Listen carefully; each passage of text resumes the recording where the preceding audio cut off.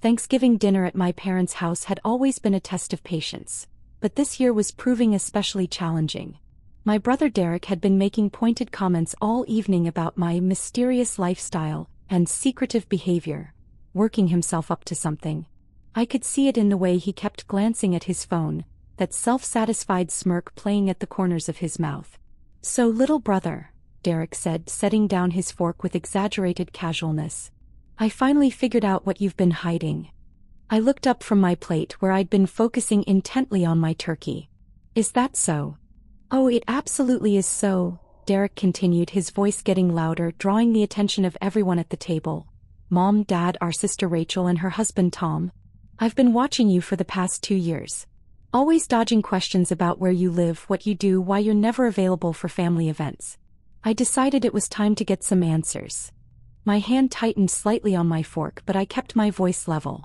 "Derek, what did you do?" "What I should have done a long time ago," he announced, pulling out his phone. "I followed you home last month. Watched which apartment you went into. Then today, while you were on your way here, I paid your place a little visit." The table went silent. Mom's hand flew to her mouth. Rachel looked shocked. Dad's expression was harder to read, somewhere between concern and curiosity. "You broke into my apartment," I said quietly. "It wasn't a question." "Your door wasn't exactly Fort Knox," Derek laughed, starting to swipe through photos on his phone. "Took me maybe 2 minutes to pick the lock. And you know what I found? Your mysterious home office that you're always so secretive about." He turned his phone toward the table, showing a photo of overturned furniture, scattered papers, and open drawers. My stomach dropped, but I kept my expression neutral. "Ransacked the whole place," Derek continued, his smugness reaching new heights. "Went through every drawer, every file, every locked cabinet. You want to know what I discovered? Nothing. Absolutely nothing interesting. No secret business documents. No evidence of whatever shady dealings I was sure you were involved in. Just boring paperwork, a laptop with a password I couldn't crack, and some seriously paranoid security measures for someone who claims to be a freelance consultant." "Jesus, Derek," Rachel breathed. "You actually broke into his home?" "He's been lying to this family for 2 years." Derek shot back. "Mysterious phone calls. Sudden relocations. Never telling us where he lives. I had every right to find out what he was hiding." Dad cleared his throat. "Son, Alex, Derek does have a point. You've been very secretive.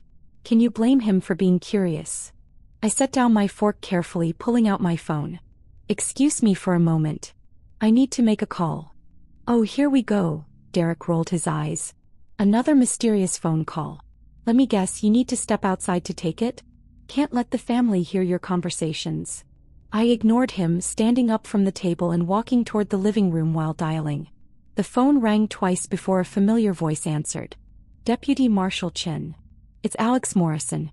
Code Phoenix. We have a critical security breach at my safe house location. Subject's brother conducted unauthorized entry and search approximately." I checked Derek's photos, 3 hours ago. Multiple photographs taken. Unknown if location has been compromised to additional parties. The temperature in the dining room seemed to drop 20 degrees.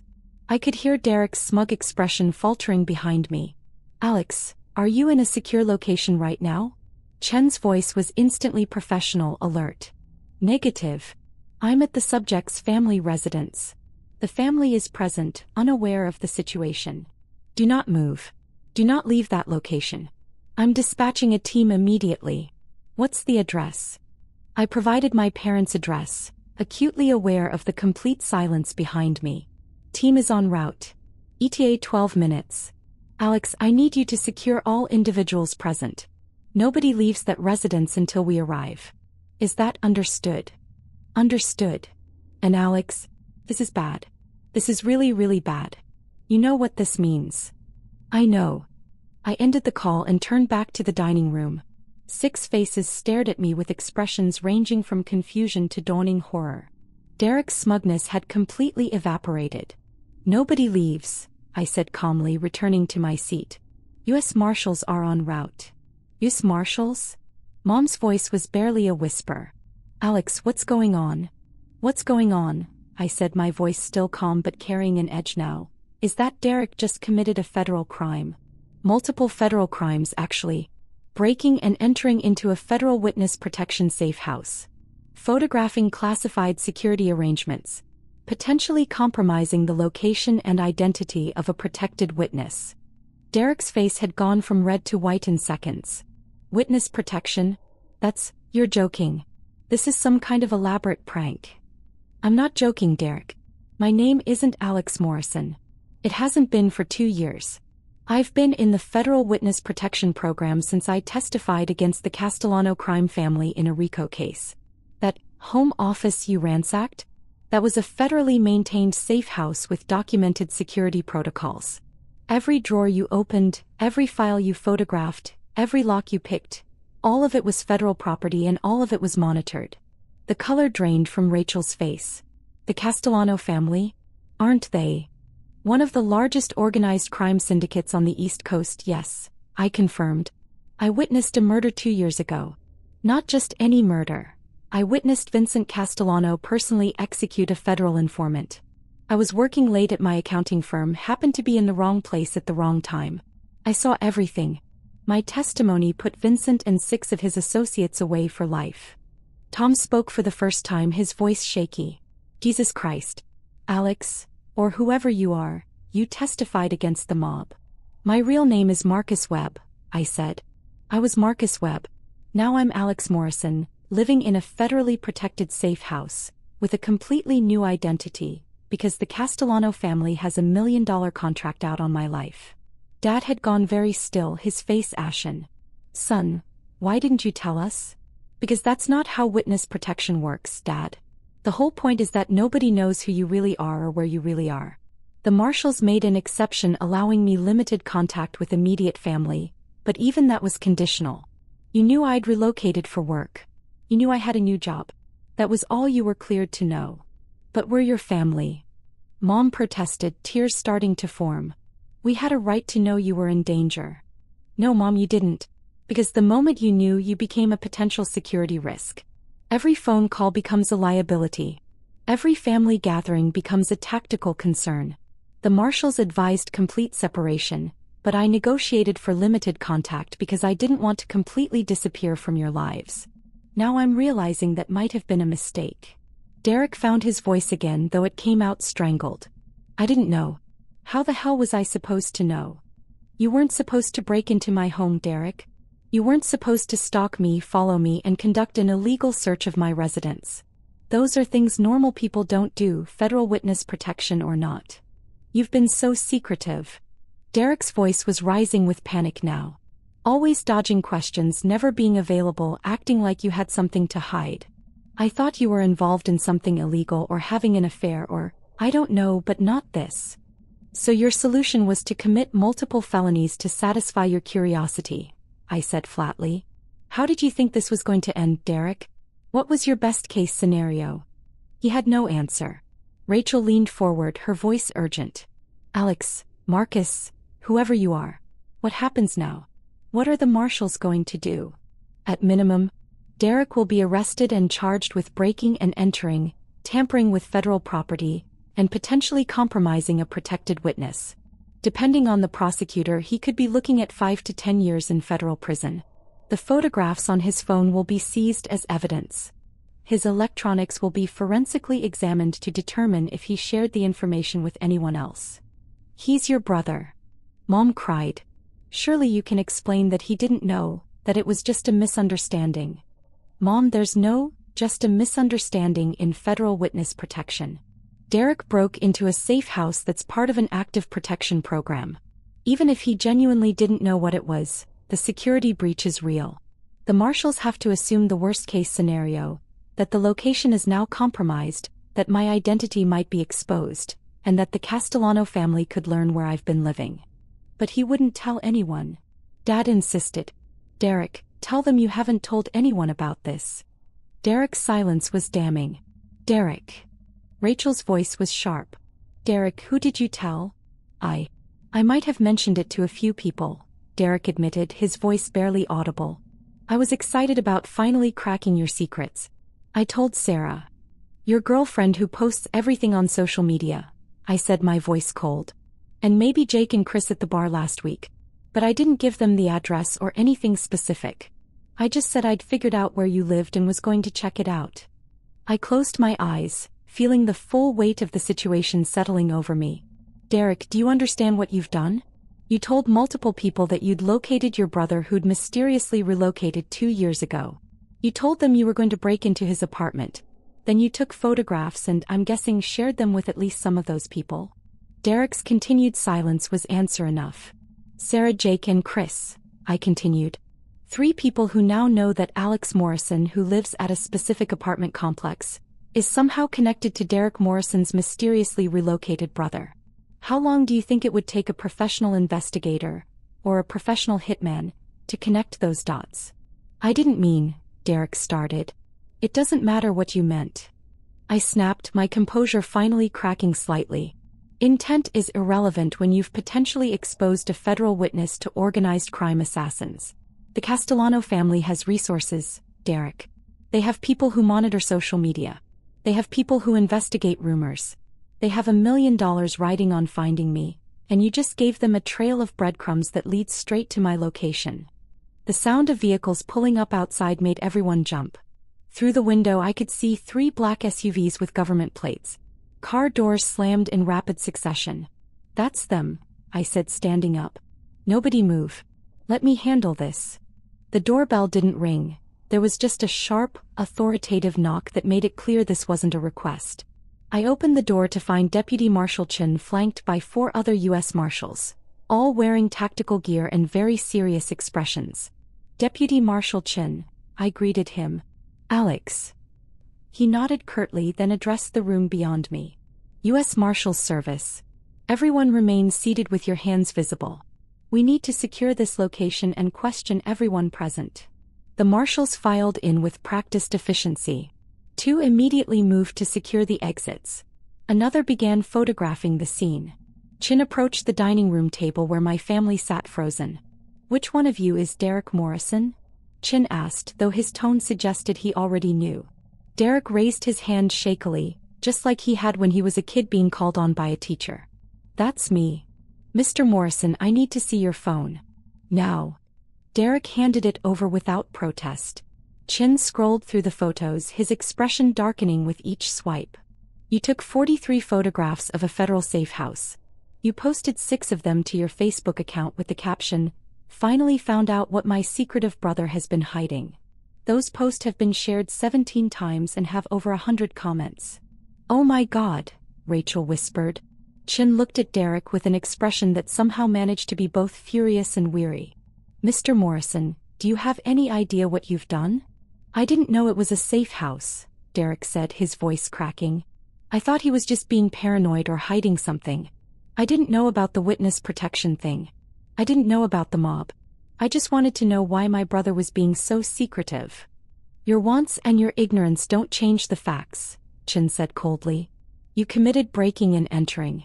You photographed federal property. You distributed those photographs publicly. And in doing so, you've potentially compromised an active witness protection case and endangered your brother's life. Mom started crying in earnest now. Dad looked like he'd aged 10 years in the last 10 minutes. Rachel was holding Tom's hand so tightly her knuckles were white. Another marshal approached Chin and whispered something. Chin's jaw tightened. Are you certain, sir? The social media posts have been picked up by at least 3 true crime forums. One user has already identified the apartment complex based on visible details in the photos. Chin turned back to Derek. Derek Morrison, you're under arrest for violations of federal law, including breaking and entering of federal property, tampering with witness protection security measures, and reckless endangerment of a protected witness. You have the right to remain silent. As Chin read Derek his rights, another marshal approached me. Alex, we need to move you immediately. This location is compromised. We're implementing emergency relocation protocols. How long do I have? 20 minutes to grab essential items from your current safe house. Then you're being moved to a secure facility until we can arrange a new placement. Your current identity is burned. We'll need to start over with a new name, new location, new everything. I nodded, having known this was coming the moment I understood what Derek had done. What about my family? They'll be questioned, their electronics seized for examination, and they'll be under surveillance until we're certain the Castellano family hasn't made contact. If we determine there's a credible threat, they may need protective custody as well. Rachel found her voice. Protective custody? We're in danger now too. The marshal turned to her. Ma'am, your brother posted photographs of a federal safe house on social media. Those posts have been shared and commented on extensively. It's possible that the Castellano organization has already seen them. If they decide to use your family as leverage to find Alex, Marcus, then yes, you could be in danger. This can't be happening, Mom sobbed. This is Thanksgiving. We're supposed to be having dinner. This can't be real. Mrs. Morrison, Chin said, his voice slightly gentler now. I understand this is overwhelming, but I need you to understand the gravity of the situation. The Castellano family is not a group of petty criminals. They're a sophisticated criminal organization with resources, connections, and a very strong motivation to find your son. Vincent Castellano is serving 3 consecutive life sentences because of Marcus's testimony. His brother, Anthony Castellano, has publicly sworn revenge. The $1 million contract on your son's life is very real, and the people who want to collect it are very dangerous. What happens to Derek? Dad asked, his voice hollow. That depends on several factors, Chin replied. His cooperation with our investigation. Whether the photographs he took and distributed lead to any actual security incidents. Whether your son's new location is compromised as a result of this breach. At minimum, he's facing federal charges that carry substantial prison time. At maximum, if anything happens to Marcus as a result of this breach, Derek could be charged as an accessory to murder. Derek made a strangled sound. A female marshal was already cuffing his hands behind his back. Derek, I'm so sorry, Derek said, looking at me with genuine terror in his eyes now. I didn't know. I swear I didn't know. I was just angry that you were shutting us out. I thought you were being selfish or hiding something bad. I never imagined. I know, I said quietly. But knowing you didn't intend this outcome doesn't change the fact that it's happening. You made a choice to break into my home. You made a choice to photograph it. You made a choice to post those photographs publicly. Every one of those choices led directly to this moment. What happens to you? Rachel asked me, tears streaming down her face. Do we ever see you again? I don't know, I admitted. The marshals will have to assess the risk level. If they determine that continued family contact is too dangerous, then no. You won't see me again. I'll simply disappear, and Alex Morrison will cease to exist along with Marcus Webb. That's not fair, Mom protested. You witnessed a crime. You did the right thing by testifying. Why should you be punished by losing your family? Because the alternative is being dead, Mom. The Castellano family doesn't forgive and they don't forget. I knew the risks when I agreed to testify. I made peace with potentially losing everything 2 years ago. I'd hoped I could maintain some connection with all of you, but Derek's actions tonight have made that impossible. The marshal who'd been talking to me earlier returned. Alex, we need to move. No. Our surveillance team has picked up unusual activity near your safe house. We can't confirm it's Castellano related, but we're not taking chances. I nodded, then looked at my family one last time. Mom was still crying. Dad looked broken. Rachel was holding herself together, but barely. Tom just looked stunned, like he couldn't quite process what was happening. And Derek, now handcuffed and flanked by marshals, looked like his entire world had collapsed. I'm sorry, I said to all of them. I'm sorry I couldn't tell you the truth. I'm sorry my situation has pulled you into something dangerous. And Derek, I looked at my brother directly, I'm sorry that your curiosity and your inability to respect boundaries has led to this. I hope you understand eventually that this isn't something I'm doing to you. This is something that's happening because of choices you made.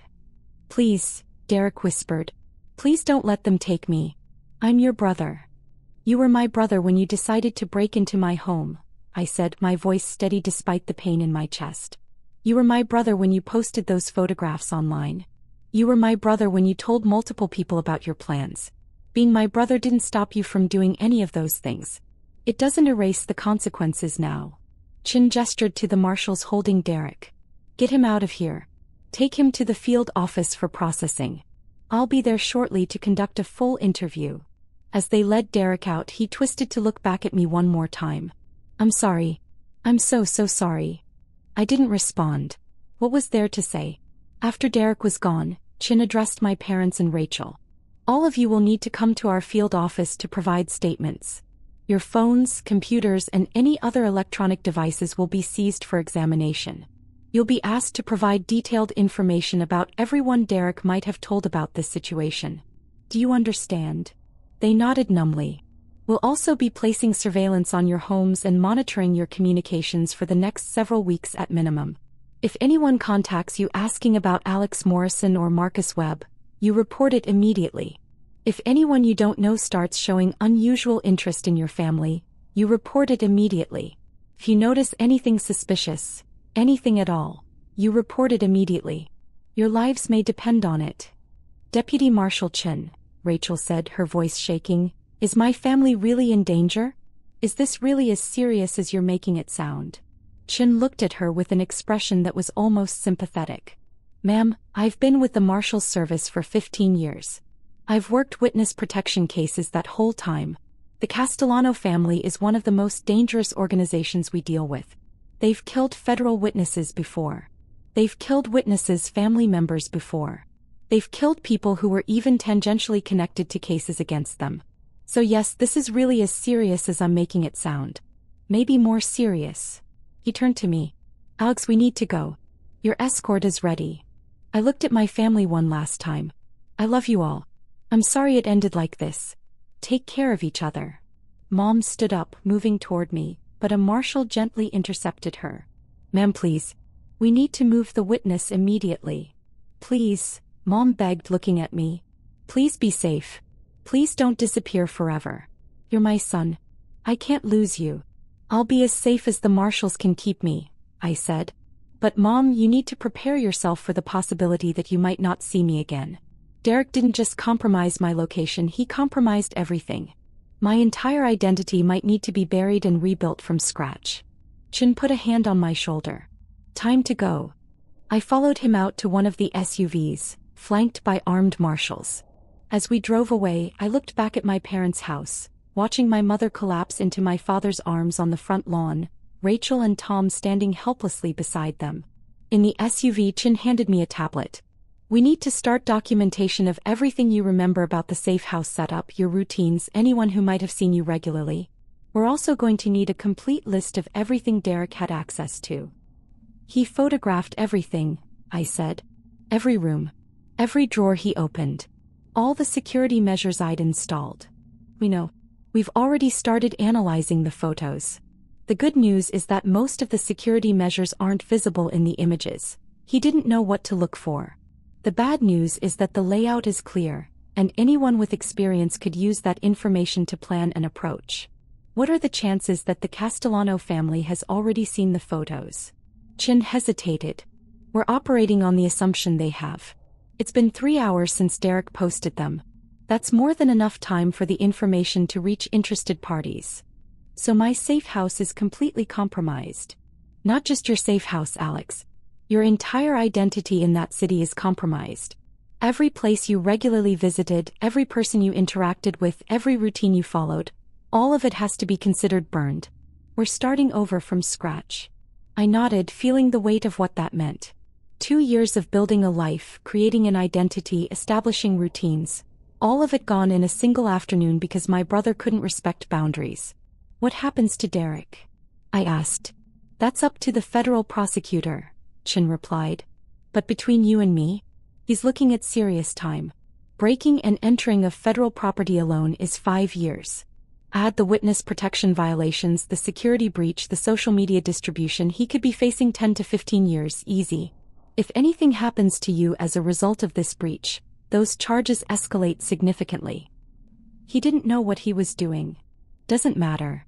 Ignorance isn't a defense for federal crimes.